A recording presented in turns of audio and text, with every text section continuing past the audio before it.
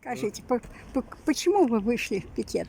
Я пришел только потому, что губернатором подписан документ о том, что ветераны труда республиканского значения и в том числе дети войны получили сообщение о том, что с 1 апреля произошло повышение цен, причем не на 5%, а на 25%. Так, стоимость проездного билета на автобус и трамвай стоил 742 рубля, а сейчас 973 рубля.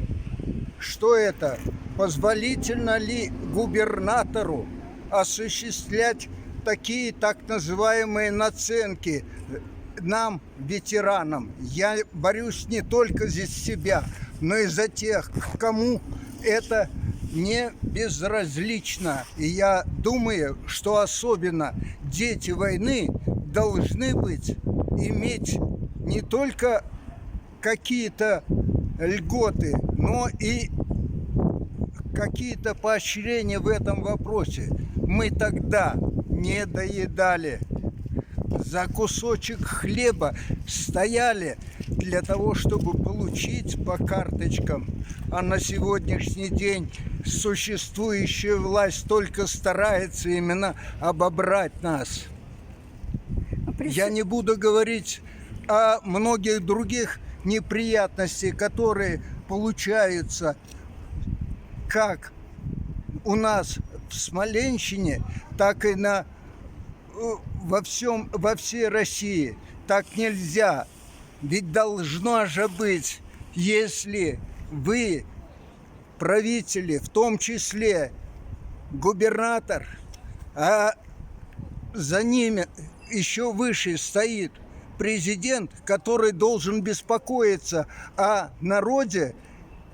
На словах они говорят, что помогают народу, а на самом деле только одни словеса получаются. У меня все. Представьтесь, пожалуйста. Я Гусев Виктор Петрович, ветеран республиканского значения. Я отношусь к детям войны.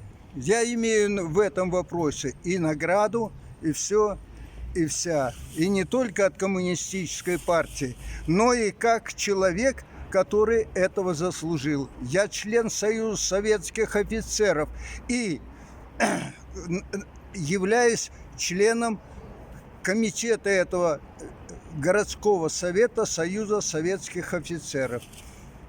Поэтому и вышел сегодня, потому что наступающие праздники, а именно День солидарности трудящихся у нас запрещен, как будто мы находимся в какой-то темнице. Такого не должно быть. Во время Великой Отечественной войны Сталин даже устроил парад в Москве, а наши боятся.